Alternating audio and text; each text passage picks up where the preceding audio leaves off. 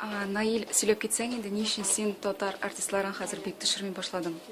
Безнең бераз направление үзгәрде. Без в основном компаниялар белән эшли башладык, строительный компаниялар белән, проектный компаниялар белән. Төшерәбез зур объектларны.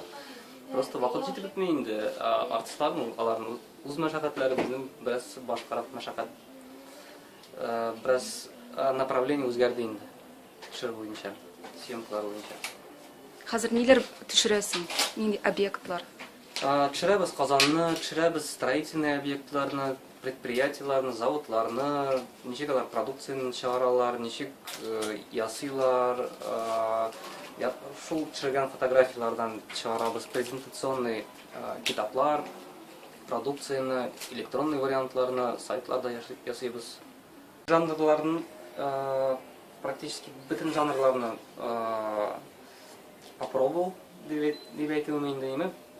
Именно тукталдым, именно шәһәр күренешләре, строительный объектларны төшерү. Ул, во-первых, акчалы да, икенчедән миңа бик ошый. Ни өчен?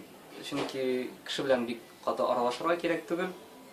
Аның теге психологик яктан керергә кирәк түгел, а просто технический яктан ясыйсың, действительно матур картинкаларны, матур күренешләрне төшерәсең. Кешегә һәм компанияларга ошый. Алар безнең фотографияларны бик жараталар. Ну вот и безгә дә ошый.